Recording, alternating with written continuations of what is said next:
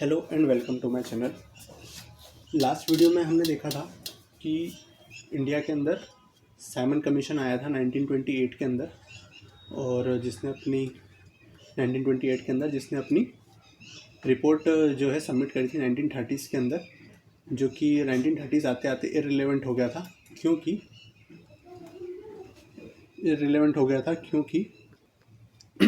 क्योंकि ये Simon commission का इंडिया में बहुत बाइकआउट हुआ था, और इसके अपोज में इंडिया के अंदर एक नेहरू रिपोर्ट जो है इंडियंस ने ड्राफ्ट की थी, जिसको भी ब्रिटिश गवर्नमेंट ने क्या करा था, रिजेक्ट कर दिया था, है ना। तो अब इसके आगे का क्या डेवलपमेंट रहा, नेहरू रिपोर्ट रिजेक्ट करने के बाद किस तरह से आगे प्रोसीड हुई चीज़ें, और कैसे राउंड टेबल कॉन्फ्रेंस और सिविल डिसोबीडियंस तक बात पहुंची, है ना। ये सब हम इस लेक्चर में देखेंगे।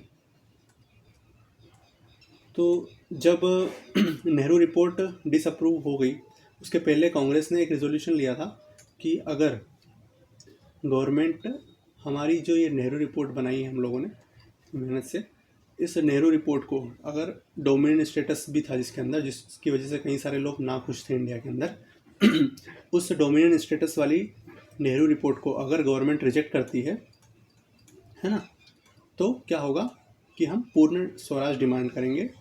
और एक अल्टीमेटम दिया कितनी तारीख का, 31 जनवरी 1930 का अल्टीमेटम दिया, और बोला कि अगर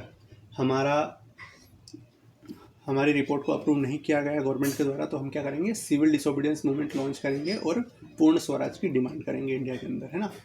पर ब्रिटिशर्स कहाँ सुधरने वाले थे, उन्होंने क्या करा कि रिजेक्ट कर दी गवर्नमेंट की ये नेहरू रिपोर्ट, कांग्रेस की नेहरू रिपोर्ट।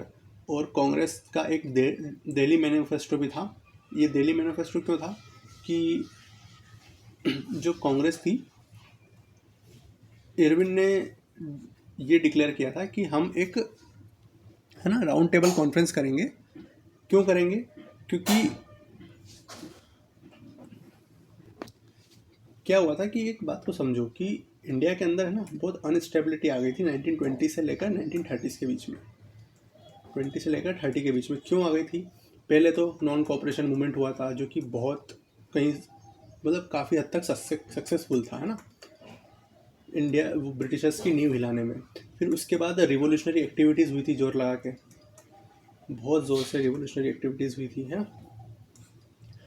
इस सब के कारण क्या हुआ कि ब्रिटिशर्स इंडिया के अंदर ठीक से एडमिनिस्ट्रेशन नहीं कर पा रहे थे, और इसका एक रिपरकशन क्या हुआ कि ब्रिटेन के अंदर, जो ब्रिटेन है, वहाँ पर गवर्नमेंट चेंज हो गई। वहाँ पर जो पहले कंजर्वेटिव पार्टी थी, वो क्या बन गई, अब वो बन गई लेबराइट पार्टी, वहाँ पर आ गई, शासन के अंदर आ गई। तो इस वजह से क्या हुआ, क्योंकि लेबराइट पार्टी इंडिया के प्रति बहुत वो थे, सहानुभूति दिखाते थे कि यार इंडियंस को अपने राइट्स मिलना चाहिए। तो जब 1928 के अंदर शायद वहाँ पर इलेक्शन हुआ था, तो लेबराइट गवर्नमेंट जब आई और नेहरू रिपोर्ट को रिजेक्ट कर दिया गया ब्रिटिशर्स के द्वारा, तो उसके बाद क्या हुआ कि इंडिया के अंदर एक कॉन्स्टिट्यूशन बनाने का जिसके अंदर इंडियंस की राय भी उसमें शामिल हो, ऐसा कॉन्स्टिट्यूशन बनाने का एक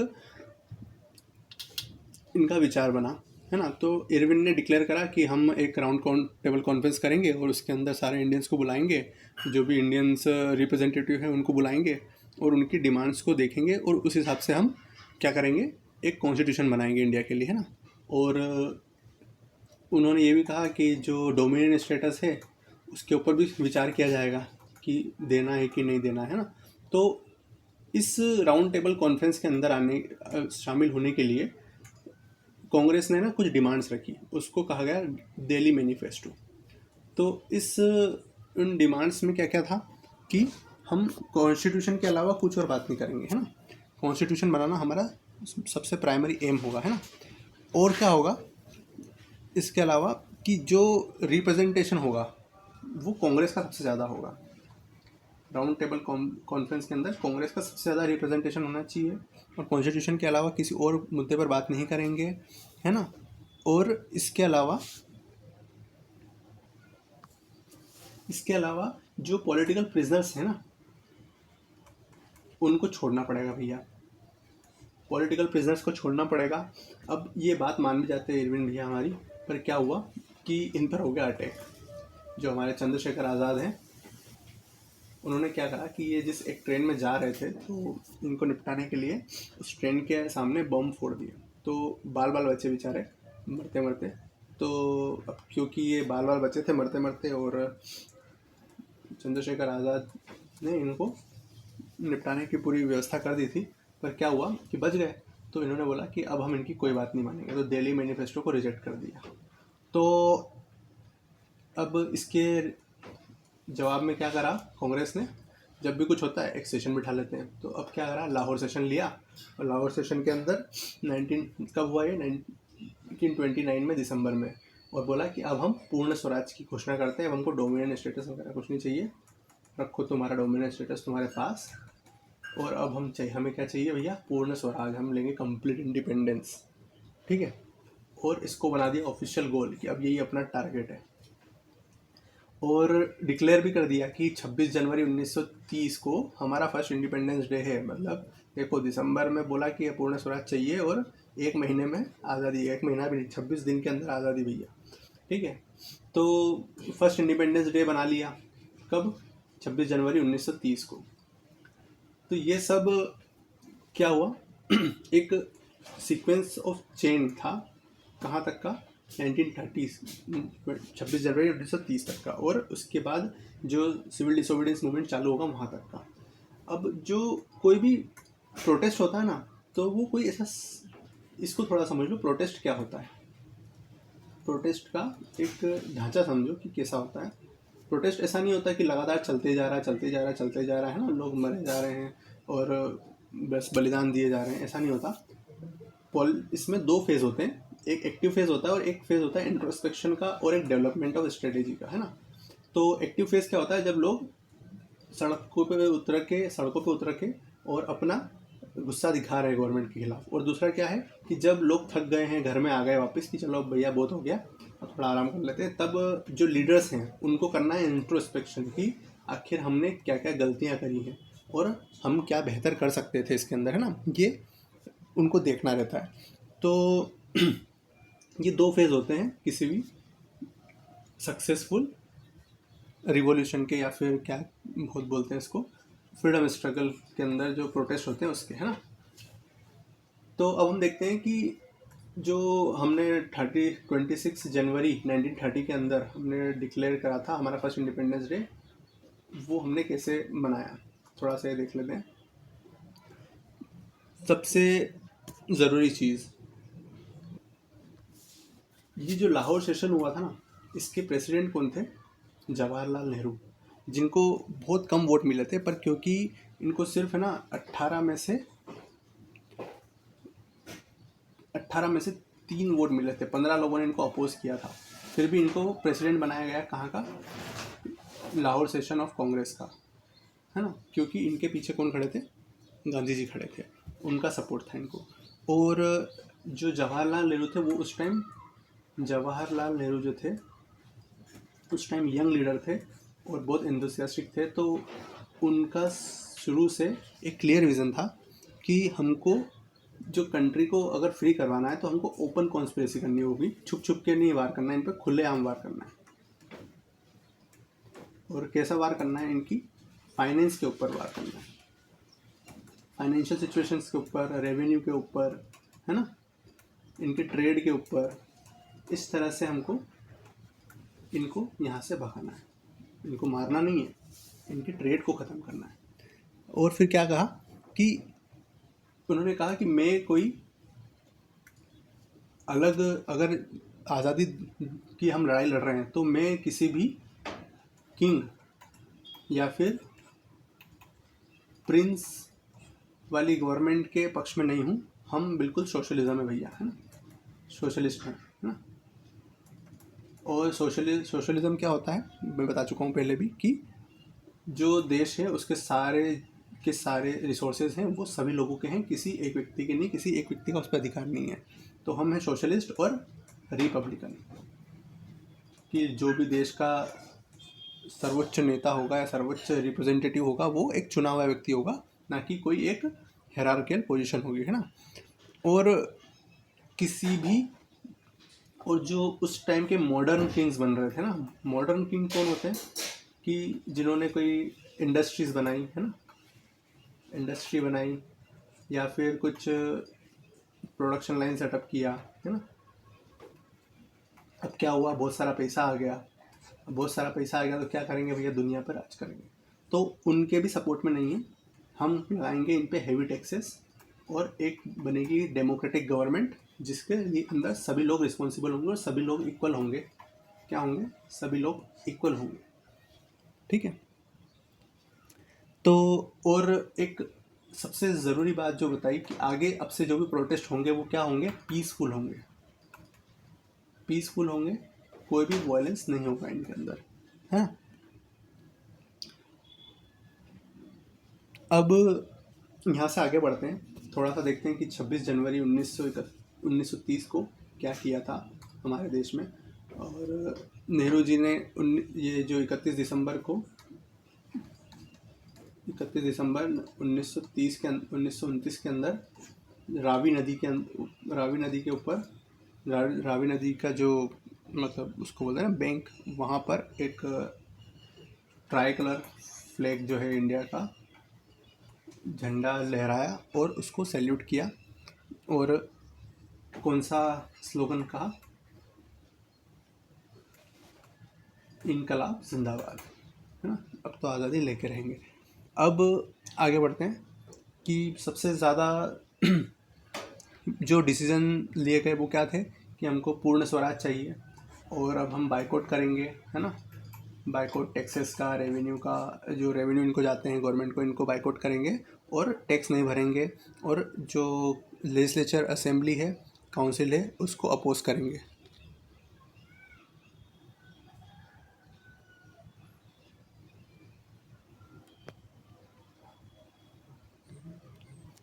अब क्या होता है कि बाइकआउट करेंगे और गवर्नमेंट को टैक्स नहीं भरेंगे और क्या करेंगे कि लेजिस्लेचर असेंबली और काउंसिल का भी हम बाइकआउट करेंगे, है ना, प्रोविंशियल हो या सेंट्रल हो। और इसके अलावा ये सब रूपरेखा रहेगी आगे प्रोसीड करने की।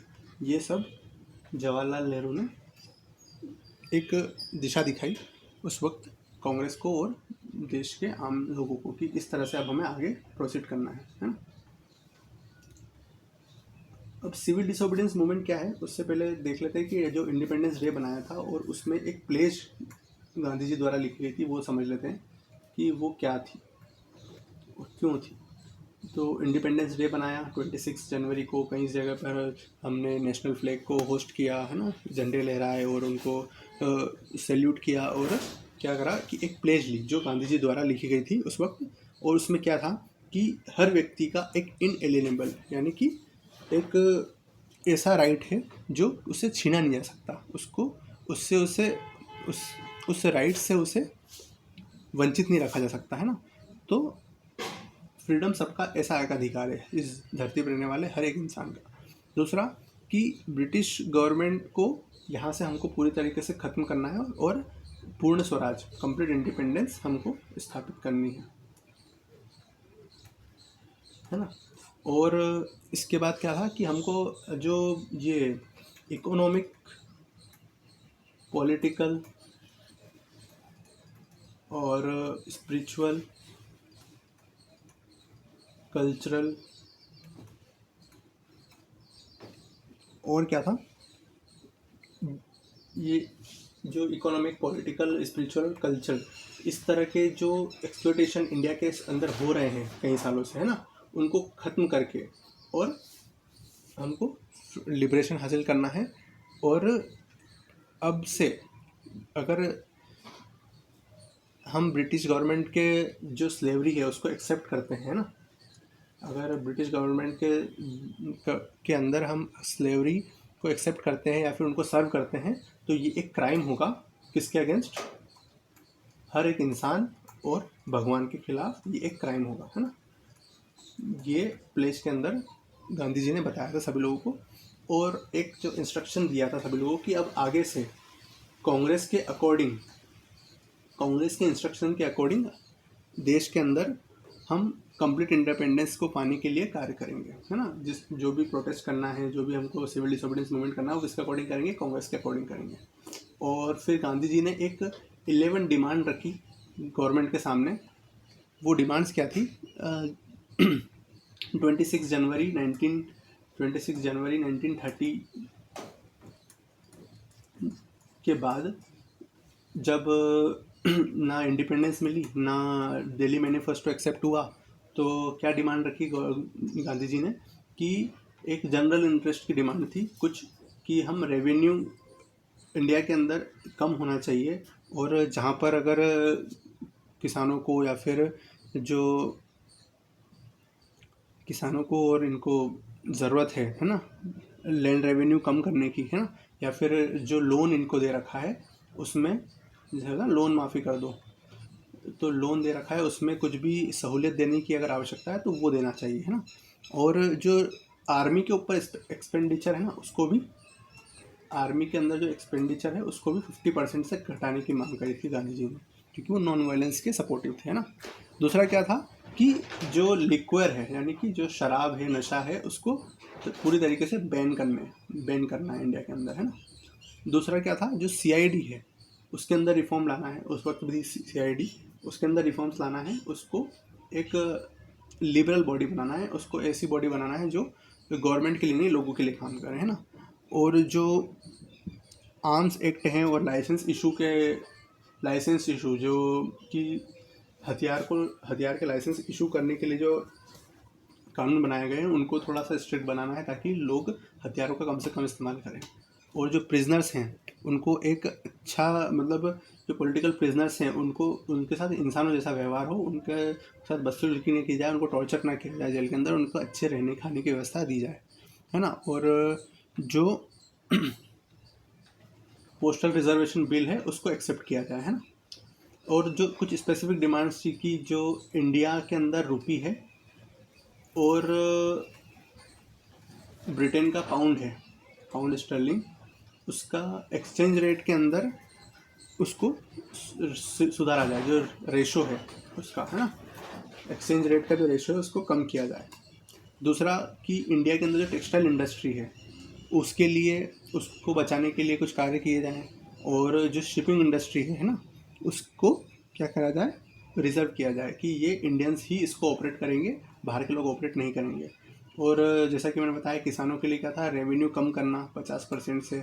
और जो सॉल्ट टैक्स है ना, जो नमक के ऊपर जो कर लगता है, जहाँ से ही क्या आया था, सॉल्ट टैक्स आया था कि नमक के ऊपर जो कर लगता है उसकी मोनोपोली गवर्नमेंट से हटा के, या फिर जो कुछ लोग उसके ऊपर मोनोपोली करके बैठे हैं उसको हटा के, और ये एक जनरल यूज़ में आने वाली चीज़ है, तो इसको सभी लोग प्रोड्यूस भी कर पाएँ, और इसका रेट कम करने के लिए इसमें से टैक्स हटाया जाए, हेवी टैक्सेस जो लगा रखे हैं वो हटाया जाए।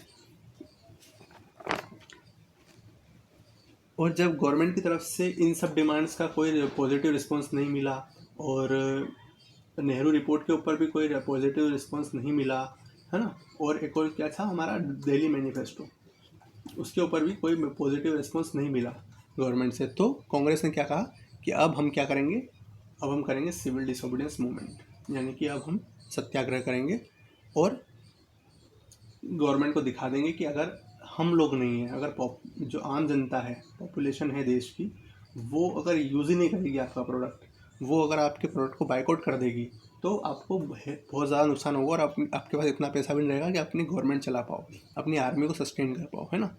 तो उन्होंने क्या करा, फिर फाइनली बाइकआउट स्टार्ट करा, और जो है सिविल डिसोबीडियंस मूवमेंट को फरवरी के एंड में, क्योंकि 26 जनवरी को तो क्या था, इंडिपेंडेंस डे था, है ना।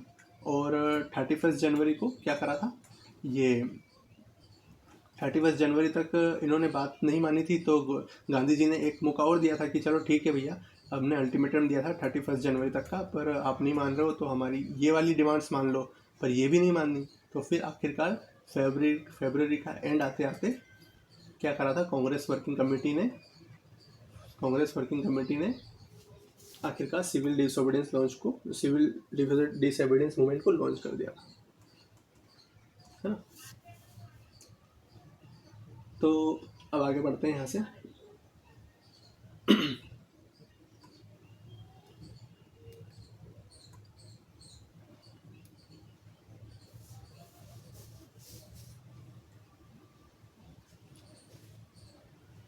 तो इसका थोड़ा सा बैकग्राउंड देख लेते हैं सिविल डिसोबीडियंस मूवमेंट का, कि गांधी जी पहले ही प्रिपेयर कर चुके थे डायरेक्ट एक्शन के लिए, लोगों को मतलब जो क्रॉस रूट पर जाकर लोगों को समझाना कि हमारे लिए लिबरेशन क्यों ज़रूरी है, क्यों हमारे लिए आज़ादी ज़रूरी है, और जो प्लेज लिखी थी उन्होंने वो उसका लोगों पे प्रभाव पड़ना, है ना। तो इस तरह से वो एक ग्राउंड प्रिपेयर कर चुके थे सिविल डिसोबीडियंस मूवमेंट के लिए पहले ही।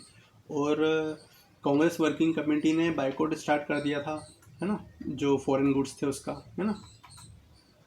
और मेरठ कॉन्स्पिरेसी केस हो गया था। और सेंट्रल लेजिस्लेटिव असेंबली के अंदर बॉम्ब जो ब्लास्ट हुआ था, जो कि भगत सिंह और किसने किया था, बटुकेश्वर दत्त ने जो बॉम्ब ब्लास्ट किया था, तो उससे क्या हुआ था कि फिर वो अरेस्ट हो गए थे।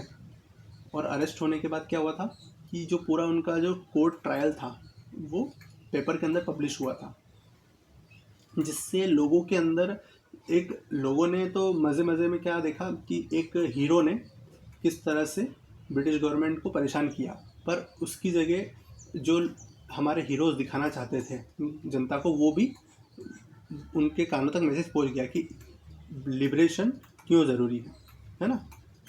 उनके जो स्लोगन्स होते थे कोर्ट के अंदर, और जो उनके टॉपिक्स होते थे या इश्यूज होते थे जो वो रेस करते थे, वो भी पेपर में छपता था।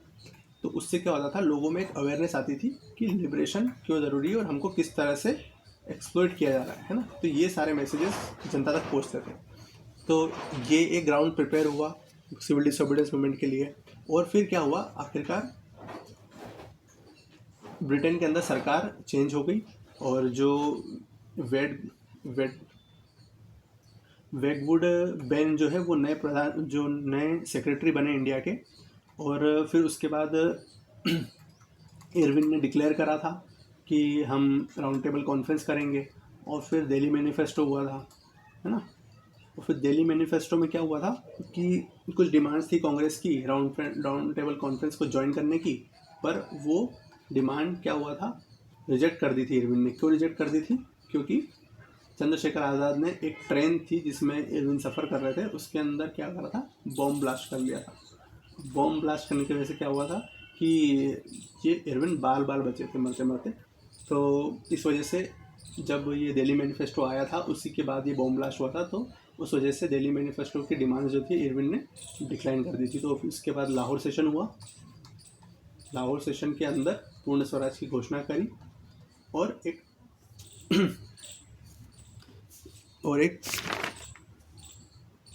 अल्टीमेटम दिया गया 31 जनवरी का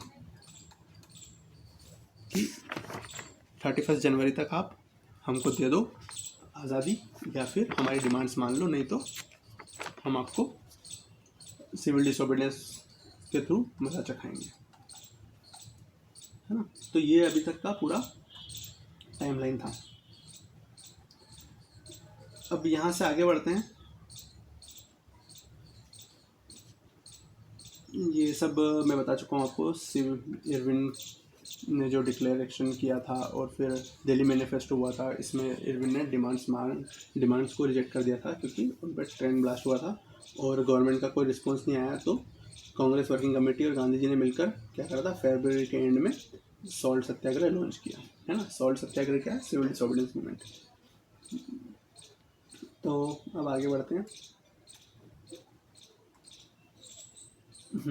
तो सॉल्ट क्यों, मतलब नमक सत्याग्रह ही क्यों करा, मतलब सॉल्ट में ऐसा क्या था, क्योंकि उस वक्त क्या था कि गवर्नमेंट ने सॉल्ट के प्रोडक्शन के ऊपर मोनोपोली कर रखी थी, है ना। जिससे सॉल्ट के जो रेट्स थे वो बहुत हाई हो गए थे। तो जो आम आदमी है ना, जो पुअर्स हैं, गरीब आदमी है जो देश का, वो अफोर्ड नहीं कर सकता था सॉल्ट खाना और ख़रीदना, है ना। तो आप सोच सकते हो एक देश जहाँ पर लोग नमक खाना ही अफोर्ड नहीं कर सकते, और एक बैन लगा हुआ था गवर्नमेंट के द्वारा कि कोई व्यक्ति इंडिविजुअली सॉल्ट को मैन्युफैक्चर नहीं कर सकता, ये एक क्राइम होगा, है ना। तो ये एक सबसे इनह्यूमन पोल टैक्स था अकॉर्डिंग टू गांधी जी। मतलब कि किसी एक सी चीज़ पर टैक्स लगाना जो सबसे इम्पोर्टेंट है किसी व्यक्ति के न्यूट्रिशियस हेल्थ के लिए, है ना। तो इससे हज़ारों लोग, करोड़ों लोग भूखे मर रहे थे देश के अंदर, है ना। उसमें उनमें बीमारियां हो रही थी और बहुत ही हेल्पलेस थे, है ना। तो इस वजह से किसको चुना, सॉल्ट को चुना। इसी तरह खादी भी था। खादी भी एक जो लिवलीहुड का इंडिया के अंदर बहुत इम्पोर्टेंट सोर्स था, उसके ऊपर भी टैक्स लगा हुआ था। तो सॉल्ट और खादी, इसका वापस, खादी का वापस प्रोडक्शन करना और उसको बाय सेल कर पाना या फिर इंडिया के अंदर उसका प्रोडक्शन कर पाना है, एक तो इसका यूज़ रीयूज़ कर पाना अपने द्वारा, है ना। और सॉल्ट को खुद बनाना और इसकी मोनोपोली को ख़त्म करना, इसके ऊपर जो मोनोपोली है ब्रिटिश गवर्नमेंट की उसको ख़त्म करना, है ना। तो ये पब्लिक ग्रीवांस थी उस वक्त की, मतलब लोगों की ज़रूरत थी, बहुत ही बेसिक नीड थी। तो इसके खिलाफ गांधी जी ने इसलिए लड़ाई लड़ी क्योंकि जो बेसिक नीड होती है उसके खिलाफ जब आवाज़ उठाएंगे तो लोग आपके साथ जुड़ पाएंगे, आपको एक अपना सपोर्टर की तरह देख पाएंगे कि हाँ ये हमारे मांग के लिए, हमारे हक के लिए लड़ रहा है ना। तो लोगों की एक जो बेसिक डिमांड होती है, अगर उसी वही फुलफिल नहीं हो रही है तो लोग उसके लिए ज़रूर आवाज़ उठाएंगे। तो इसीलिए सॉल्ट को चुना गया सत्याग्रह करने के लिए या फिर एक as a issue against government, है ना। तो यही था सिविल डिसोबीडियंस मूवमेंट कि हमको कानूनों को तोड़ना है और फ्रॉम द वेरी बिगनिंग तोड़ना है। मतलब कि ऐसा नहीं कि हम पहले वार्निंग देंगे, प्रोटेस्ट करेंगे, धरना प्रदर्शन करेंगे, रैलियाँ निकालेंगे और फिर कानून तोड़ेंगे। हम पहले शुरुआत ही कानून तोड़ने से करेंगे। तो डांडी मार्च हुआ, जो सॉल्ट सत्याग्रह था उसको स्टार्ट करने के लिए डांडी मार्च स्टार्ट हुआ। कब हुआ? 12 मार्च से लेकर 6 अप्रैल 1930 तक ये डांडी मार्च चला, है ना। 12 मार्च को स्टार्ट हुआ और 6 अप्रैल 1930 तक चला। कहाँ से स्टार्ट हुआ? साबरमती आश्रम से स्टार्ट हुआ। और गांधी जी ने पहले ही जो अहमदाबाद में ऑफिस है वॉइस रॉय का, है ना, उनसे परमिशन ले ली थी कि हम आपके ऑफिस के सामने से ये डांडी मार्च निकालेंगे। और वहाँ से होते हुए और कई सारे गाँवों से होते हुए ये डांडी मार्च कहाँ पहुँचा? 240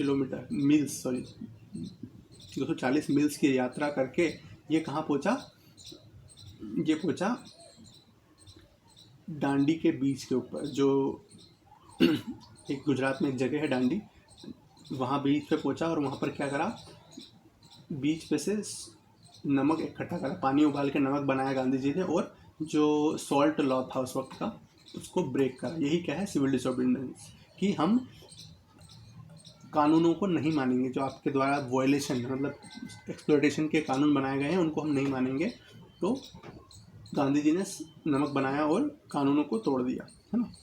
और इसके अलावा क्या एक्शन किए गए डांडी मार्च के अंदर? जब ये सिविल डिसोबीडियंस मूवमेंट चल रहा था तो डांडी मार्च, सिविल डिसोबीडियंस मूवमेंट और सॉल्ट सत्याग्रह, ये सब क्या है? एक ही चीज़ है ना। ये तीनों एक ही चीज़ है। तो इसमें और क्या क्या हुआ था? बाइकआउट हुआ था फॉरेन गुड्स का, है ना, कपड़ों का और शराब का, है ना, और ओपियम का। जो ब्रिटिशर्स द्वारा गुड्स इंडिया के अंदर इंट्रोड्यूस करे थे उन सब का बाइकआउट हुआ था। और जो शॉप्स थी, कपड़ों की शॉप्स थी, है ना, और इन सब चीज़ों के क्या कहा था, इनके आगे प्रोटेस्ट करे गए थे इंडियन पॉपुलेशन के द्वारा, है ना। और कई सारे कानून तोड़े गए, है ना, जैसे कि सॉल्ट सत्याग्रह हो गया, या फिर टैक्सेस नहीं भरना, है ना, जो ज़मींदारी टैक्स है। और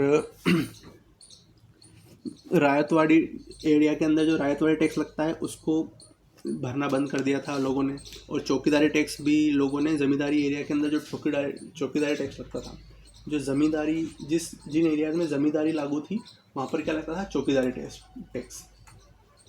ये एग्ज़ाम में पूछा जा सकता है कि चौकीदारी टैक्स कौन से एरिया में लगता था, और ऑप्शन दे देंगे रायतवाड़ी एरिया में लगता था, ज़मींदारी एरिया में लगता था, या पूरे देश में लगता था, इस तरह से, है ना, या फिर कुछ प्रोविंसेस में लगता था, इस तरह के ऑप्शन दे देंगे। तो कहाँ लगता था? ज़मींदारी टैक्स लगता था। ज़मींदारी वाले रीजन्स में क्या लगता था? चौकीदारी टैक्स लगता था। और रायतवाड़ी एरिया में क्या लगता था? रायतवाड़ी एरिया में क्या लगता था? रायतवाड़ी टैक्स लगता था, है ना। तो इन टैक्सेस को अब बाइकआउट करना, अवॉइड करना या फिर ना भरना, ये सब क्या था, सिविल डिसोबीडियंस था। और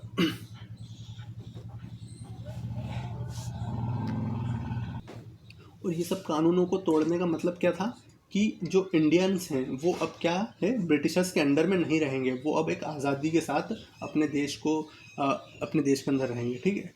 और एक पूरे देश के अंदर ये फिर सॉल्ट सत्याग्रह फैल गया, और फिर जब गांधी जी अरेस्ट हुए और नेहरू जी को भी अरेस्ट कर लिया गया, और जो कांग्रेस वर्किंग कमेटी थी उसको भी सेंक्शन कर दिया गया, मतलब कि उसको भी, उसके ऊपर भी बैन लगा दिए गए, है ना। तो क्या हुआ कि जो लोकल लीडर्स थे उनको फॉलो करा लोगों ने कि अब ये हमारे लीडर्स हैं और हम इनके अकॉर्डिंग काम करेंगे, है ना। लोगों ने घर के अंदर सॉल्ट बनाना स्टार्ट करा और इस तरह से कानूनों को तोड़ा, है ना। तो ये था सॉल्ट सत्याग्रह और दांडी मार्च, है ना। इसकी इसके पूरे देश के अंदर क्या क्या, ये पूरे देश के अंदर किस तरह वर्क कर रहा था ये भी हम देखते हैं कि इंडिया के अंदर अलग अलग देश, अलग अलग जगहों पर ये किस तरह से काम कर रहा था और उसमें कौन कौन से लीडर्स इन्वॉल्व थे, है ना। कि ये जो साल्ट सत्याग्रह था इंडिया के अंदर लगभग हर जगह में फैल गया था, है ना। तमिलनाडु से लेकर, तमिलनाडु और मालाबार कोस्ट से लेकर बंगाल के एरिया में, और जो नॉर्थ ईस्ट में मणिपुर और नागालैंड है वहाँ से लेकर तो पेशावर तक ये फैल चुका था। और वेस्टर्न पार्ट्स इंडिया का जो है, गुजरात, महाराष्ट्र, कर्नाटका, वहाँ पर भी इसको लागू किया गया था, सिविल डिसोबीडियंस मूवमेंट और सॉल्ट सत्याग्रह को। और खासकर कोस्टल स्टेट्स के अंदर, है ना, कोस्टल स्टेट्स के अंदर इसको ज़्यादा वो मिल रहा था, क्योंकि गुजरात, महाराष्ट्र, कर्नाटका, गोवा, केरला, तमिलनाडु, आंध्र प्रदेश, उड़ीसा, वेस्ट बंगाल, और जो यहाँ पर कोस्टल रीजन में जो हमारे स्टेट्स हैं वहाँ पर मेनली क्या था, सॉल्ट सत्याग्रह चल रहा था। और जो कोस्टल रीजन्स नहीं थे वहाँ पर एक सिंबॉलिक सॉल्ट सत्याग्रह चल रहा था। सिंबॉलिक सॉल्ट सत्याग्रह कैसा कि लोग रैलियाँ निकाल रहे थे, है ना, रैली निकालते थे, और रैली निकाल कर जो भी पॉन्ड्स और लेक्स होते थे वहाँ तक जाते थे और एक सिंबल की तरह सॉल्ट बनाते थे कि हम भी सॉल्ट सत्याग्रह का एक पार्ट है ना। और लोगों ने क्या करा था कि बाइकआउट तो एक तरीका है सही, सबसे बढ़िया किसी भी सत्याग्रह को करने का या फिर रिवॉल्यूशन को करने का, प्रोटेस्ट करने का। तो रेवेन्यू पेमेंट को स्टॉप कर दिया था, सबसे ज़्यादा ज़रूरी चीज़। और बाइकआउट किस चीज़ का, फॉरेन गुड्स का, जिससे क्या होगा, इकोनॉमी वीक होगी किसकी, ब्रिटिशर्स की, है ना। तो जो नॉन कोस्टल रीजन्स थे वो एक सिंबॉलिक तरीके से सत्याग्रह कर रहे थे, और ज़्यादातर सिविल डिसोबीडियंस मूवमेंट में इन्वॉल्व थे, किस तरह से, रेवेन्यू ना पे करके और फॉरेन गुड्स को बाइकआउट करके। और जो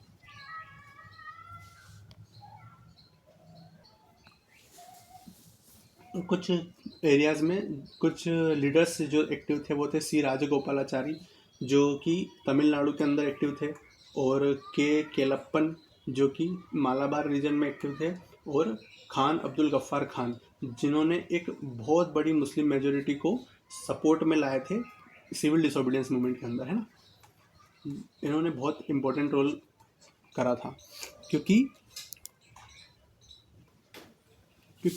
कुछ कांग्रेस लीडर्स को नॉर्थ वेस्ट फ्रंटियर प्रोविंस के अंदर अरेस्ट कर लिया गया था गवर्नमेंट के द्वारा। तो क्या हुआ था कि वहाँ पर एक डिमॉन्स्ट्रेशन हुआ था, मैंने कि जो पब्लिक्स थी वो सड़कों पर उतर आई थी कि हमारे लीडर्स को आपको छोड़ना पड़ेगा।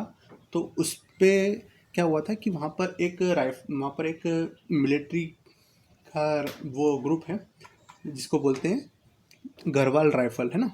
तो उन्होंने क्या करा था कि जो अनआर्म्ड लोग हैं जो प्रोटेस्ट कर रहे हैं ना, उनके ऊपर फायर करने से मना कर दिया था ब्रिटिश गवर्नमेंट को। और 92% जो वहाँ पर मुस्लिम पॉपुलेशन थी उन्होंने क्या करा था कि ज़्यादातर जो मुस्लिम पॉपुलेशन थी वहाँ पर, और वही लोग इस ब्रिगेड में शामिल भी थे गढ़वाल राइफल के अंदर।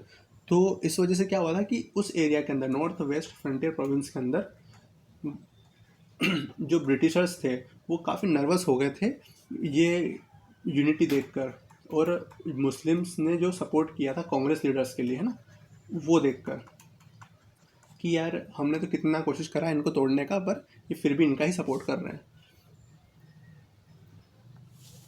तो ये कुछ एरियाज थे जहाँ पर सॉल्ट सत्याग्रह है पूरे देश के अंदर फैल गया था, है ना।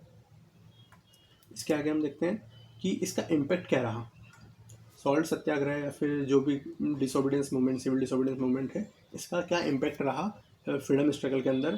तो जो गवर्नमेंट है, गवर्नमेंट को एक सेटबैक तो लगा कि वो गवर्नमेंट इतना बड़ा और इतना बेहतरीन जो है प्रोटेस्ट एक्सपेक्ट नहीं कर रही थी। तो गवर्नमेंट को एक सेटबैक लगा, और जो फॉरेन क्लोथ्स थे, जो विदेशी कपड़े थे, और जो लिक्विड थी यानी कि दारू शराब का जो इंपोर्ट होता था, और जो लैंड रेवेन्यू आता था गवर्नमेंट को, उसमें भारी लॉसेस देखने को मिले थे। और क्या हुआ था कि इंडियंस ने लेजिस्लेटिव असेंबली का भी, इलेक्शन का भी बायकॉट कर दिया था। तो इंडिया के अंदर एक स्टेबल गवर्नमेंट बनाने में प्रॉब्लम आ रही थी, और एडमिनिस्ट्रेशन करने में काफ़ी दिक्कत आ रही थी। तो देखा जाए तो हमने एक उनको फाइनेंशियल क्राइसिस में तो डाल ही दिया था, और साथ में एक पॉलिटिकल क्राइसिस में भी डाल दिया था, एडमिनिस्ट्रेटिव एंड पॉलिटिकल क्राइसिस में। किसको? ब्रिटिश गवर्नमेंट को। तो इसी वजह से ब्रिटिश गवर्नमेंट ने क्या करा कि वेट काफ़ी हद तक जो प्रोटेस्ट थे उसको क्या करा, दबाने की कोशिश करी, रिप्रेस करने की कोशिश करी। कई लोगों की सिविल लिबर्टीज़ को रिप्रेस किया, फ्रीडम, प्रेस की जो फ्रीडम थी उसको रिप्रेस किया, और लाठीचार्ज किया गया लोगों के ऊपर। इसी में 1928 के अंदर जो लाठीचार्ज हुआ था, उसमें क्या हुआ था, हमारे जो 1928 में तो साइमन कमीशन के खिलाफ हो रहा था प्रोटेस्ट, उसमें लाठीचार्ज में लाला लाजपत राय जी की जान चली गई थी, पर शहीद हो गए थे वो। पर जो लाठीचार्ज इसमें हुआ था और अरेस्ट हुए थे लोग, है ना, ओपन फायर भी किए गए लोगों के ऊपर, है ना, और उनको कारावास की सज़ा भी दी गई कई लोगों को, है ना। तो इस तरह से कई तरीक़ों से जो पूरा प्रोटेस्ट है उसको दबाने की कोशिश की गई थी, पर ये एक बहुत ही मैसिव प्रोटेस्ट था, और जिसको गवर्नमेंट कंटेंट नहीं कर पा रही थी। और कहीं ना कहीं गवर्नमेंट एक डायलेमा में भी थी कि अगर हम इसको रिप्रेस करेंगे तो ये कहा जाएगा कि गवर्नमेंट रिप्रेशन कर रही है, लोगों की आवाज़ दबा रही है ना। और अगर गवर्नमेंट रिप्रेस नहीं करेगी तो लोग बोलेंगे कि हमने जो है ब्रिटिश गवर्नमेंट के खिलाफ जीत हासिल कर ली है। तो कहीं ना कहीं गवर्नमेंट की पावर कम हो रही थी इस सिविल डिसोबीडियंस मूवमेंट के कारण, है ना, क्योंकि ये बहुत ही ऑर्गेनाइज्ड और बहुत ही वेल इस्टेब्लिश्ड मूवमेंट था गवर्नमेंट के खिलाफ उस वक्त, है ना। अब क्योंकि इरविन जो है, लॉर्ड इरविन जो है, पहले ही 1930 के अंदर जुलाई पहले भी डिक्लेयर कर चुके थे राउंड टेबल कॉन्फ्रेंस। पर इस बार उन्होंने क्या करा, जब ये सिविल डिसोबीडियंस मूवमेंट चालू हो गया था तो उसके बाद जुलाई 30 के अंदर, मतलब कि 30 जुलाई को, सिविल डिसोबीडियंस कब चालू हुआ था, फरवरी के एंड में, तो जुलाई तक उनको समझ में आया कि यार इस बार थोड़ी सीरियस हो गया मामला। तो उन्होंने क्या करा कि कांग्रेस को सेटलमेंट के लिए बुलाया कि चलो भैया सेटलमेंट कर लेते हैं, आप राउंड टेबल कॉन्फ्रेंस में आ जाना, हम आपकी सारी बात मान लेंगे, मतलब लगभग सारी बात मान लेंगे, अभी के लिए तो थोड़ा मामला ठंडा करो, और फिर हम कॉन्स्टिट्यूशन बनाने के ऊपर भी बात करते हैं, है ना। तो कांग्रेस ने भी अपनी कुछ डिमांड्स रख दी कि ठीक है भैया, हम राउंड टेबल कॉन्फ्रेंस में आएंगे तो सही, पर हमारी कुछ डिमांड्स हैं कि सबसे पहले तो हमको ब्रिटिशर्स से पूरी तरह से अलग होना है, और एक इंडिपेंडेंट गवर्नमेंट बनानी है जिसके अंदर डिफेंस और फाइनेंस ये हमारे हाथ में रहेगा, है ना। और एक इंडिपेंडेंट ट्रिब्यूनल बनेगा, ब्रिटेन का जितना भी फाइनेंशियल क्लेम है इंडिया के ऊपर उसको सेटल करने के लिए, है ना। और फिर एट द एंड क्या हुआ कि गांधी इरविन पैक्ट हुआ। अभी गांधी इरविन पैक्ट क्या है कि ये डिमांड्स जो है जब कांग्रेस ने रखी तो एक इसको प्रॉपर तरीके से, मतलब होते हैं कि लिखा पढ़ी करना, तो एक प्रॉपर पैक्ट यानी कि एक डील साइन हुई इन गांधी जी के बीच में और लॉर्ड इरविन के बीच में कि हम इस तरह से राउंड टेबल कॉन्फ्रेंस के अंदर प्रोसीड करेंगे, है ना। तो इसमें कुछ बातें इरविन ने मनवाई गांधी जी से और कुछ बातें गांधी जी की मानी। तो ये क्या था कि लॉर्ड इरविन ने क्या करा था कि गांधी जी को और कई सारे जो कांग्रेस वर्किंग कमेटी के मेंबर्स हैं, है ना, कांग्रेस वर्किंग कमेटी के मेंबर्स हैं, किनको छोड़कर, बस जो वायलेंस के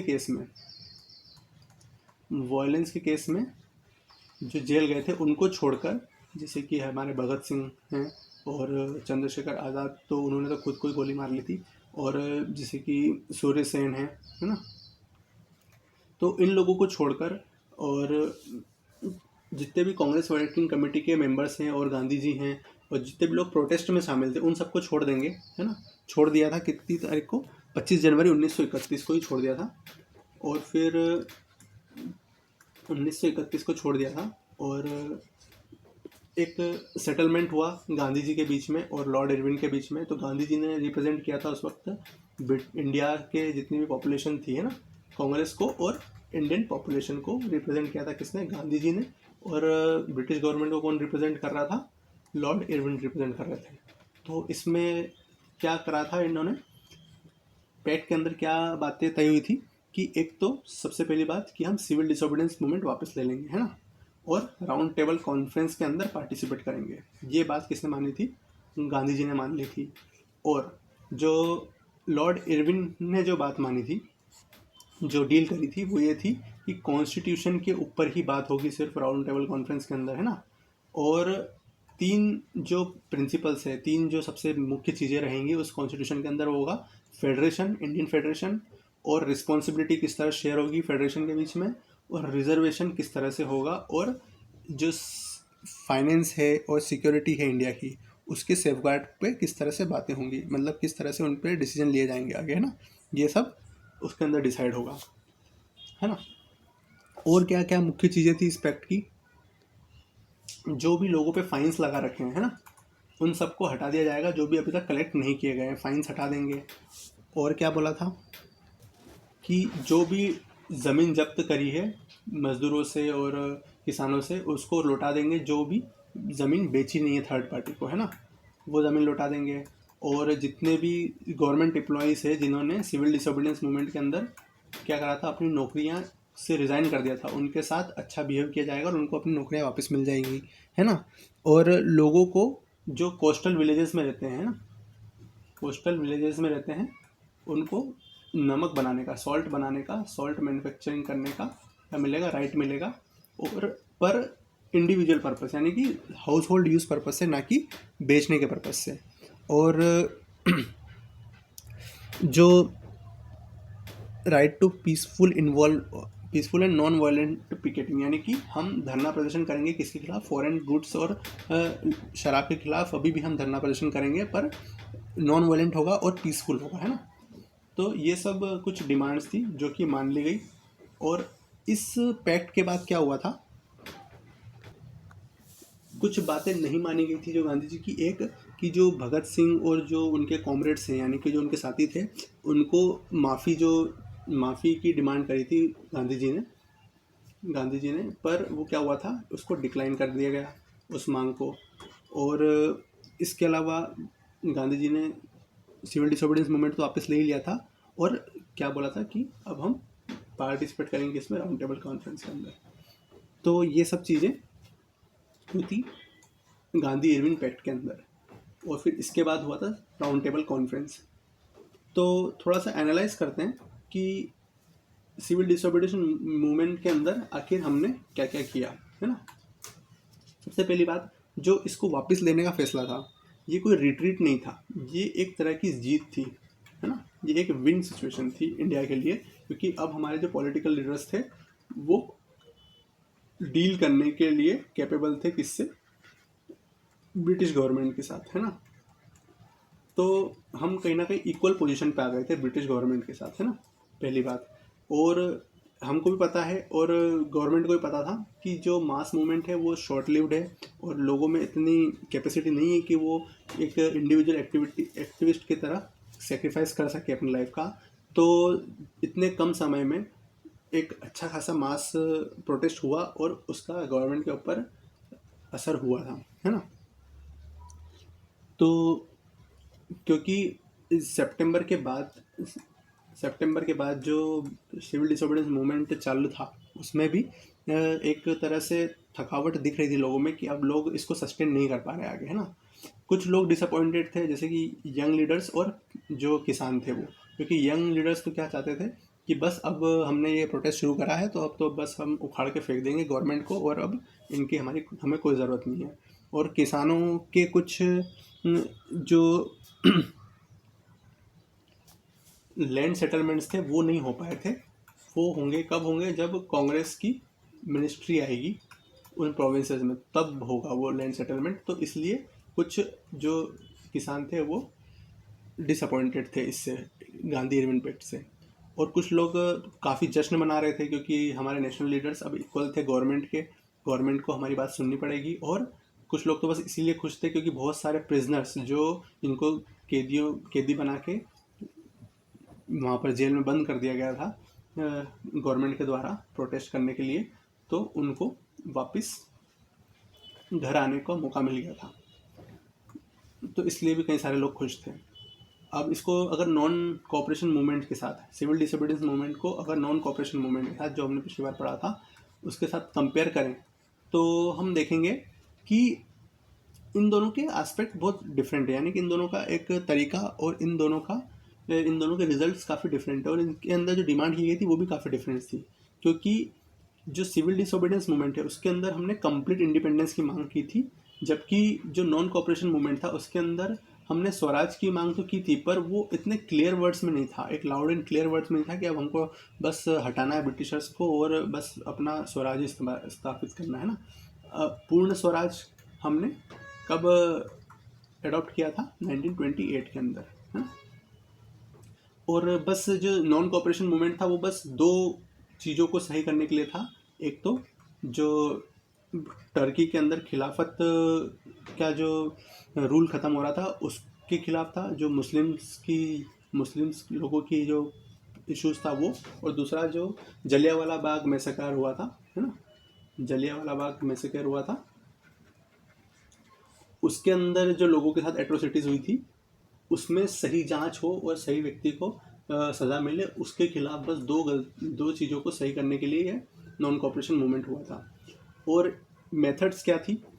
तो जो सिविल डिसोबीडियंस मूवमेंट था उसमें शुरू से ही हम क्या कर रहे थे? कानूनों को तोड़ रहे थे। और जो नॉन कोऑपरेशन मूवमेंट था उसमें हम क्या कर रहे थे कि हम कोऑपरेट नहीं कर रहे थे, बस हम रेजिग्नेशन कर रहे थे, बाइकआउट कर रहे थे, पर हम कानून तोड़ नहीं रहे थे। तो उनसे उनको इतनी परेशानी नहीं हो रही थी, है ना।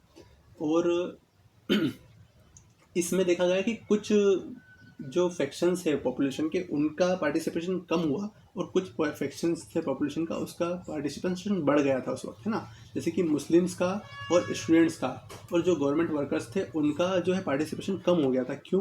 क्योंकि गवर्नमेंट वर्कर्स ने इतनी अपनी जॉब छोड़ के और पार्टिसिपेट नहीं किया था, क्योंकि नॉन कोऑपरेशन मूवमेंट में जब उन्होंने ये सब किया था तो इतना रिजल्ट नहीं आया था सामने। स्टूडेंट्स भी यूनिवर्सिटीज़ और स्कूल छोड़कर नहीं आए थे, और मुस्लिम्स के पास भी जो था एक पिछली बार जैसा इशू नहीं था, रिलीजियस इशू जैसे पिछली बार था खिलाफत मूवमेंट, है ना। तो वैसा इशू नहीं था उन लोगों के पास, इसलिए क्या हुआ कि उन लोगों ने पार्टिसिपेट नहीं किया इतना बढ़ चढ़ के। पर एक पार्टिसिपेशन वुमेंस के द्वारा, क्योंकि वुमेंस ने पहली बार इतना मास लेवल पर पार्टिसिपेट किया